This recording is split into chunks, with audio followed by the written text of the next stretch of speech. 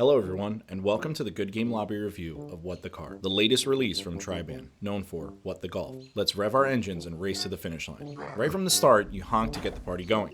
Then pop off all four wheels and out come two legs.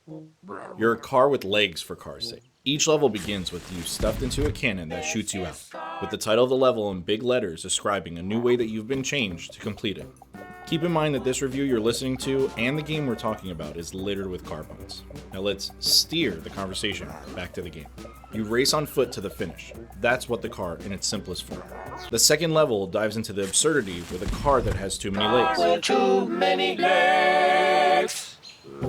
And you cartwheel your way to the finish. Now you're officially in this wacky, hilarious world, full of more puns than I could even fathom. Here are my favorite level intros that we're going to speed through very quickly. Car with very large legs. Car with rocket leg. Car with sucker cannon. Helicopter. Car is white. Low.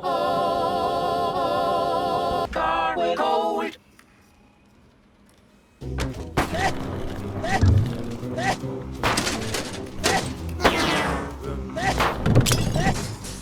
What the Car is set up in episodes with themes that bring a fresh take on how to reach the finish line. After 5 episodes, I felt like things were getting too repetitive, and then right on episode 6, you're introduced to a summer vibe beach land. Instead of driving, you're now diving into water and jumping out like a dolphin in the ocean. The smooth mechanics of this could easily be its own full-fledged game. I loved it so much I replayed some of the levels just for fun. You have many different ways to race to the finish, and many different obstacles you encounter, like barrels you bump into that can slow you down. Each level is rated with 3 crowns, a gold, silver, or bronze. If you feel like you won't make it to the end with gold, you can always restart. Some levels also have hidden collectible photos that are tough to reach, so you have to replay to collect everything. There seems to be a distinctive look to all of Triban's games. A palette of colors that once you see it, you know it's one of their titles. The green grass, maroon accents, and egg yolk yellow stands out on blue backgrounds. The art style is simplistic, but bumping into things, knocking over obstacles, and shattering glass and more add depth to this physics-based world. It runs smoothly with the title cards for each level beginning and ending, adding a nice touch. Confetti explosions at level completions and cannon blasts at the start of each level look fun and polished. Later episodes expand on the themes, ranging from industrial, sewage-based levels to a beach area with swimming like I mentioned.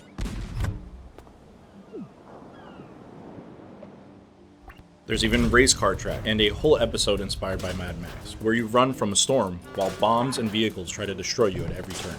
It's a catastrophe. I like to highlight the soundtracks of games, and here most of the music plays during the levels is dominated by a tuba-like sound and vocal melodies. In fact, many of the sounds and music have vocal tone, adding to the silliness of the experience. Bears are scattered throughout the levels, and when they bump into things, they sound like squeaky toys. Boosters across levels make a sound similar to someone mimicking a car zooming by. Hitting the ground hard with your bike or using up your rocket fuel sounds like a pan shot. When you enter a level, a horn fades out slowly, as if the car itself is screaming. At the end of each level, you're met with more honks, tire screeches, sneezes, crashes. The sound perfectly complements the game's wacky physics.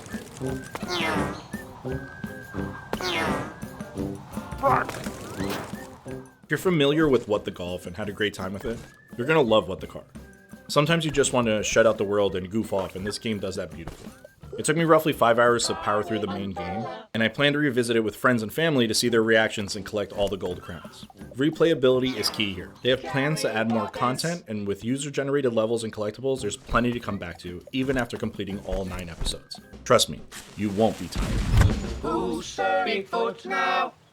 Graphically great, absurdly funny, constantly topping itself with each new level's oddball themes and charismatic puns, What the Car is my ride or die must play and one of my favorites of 2024.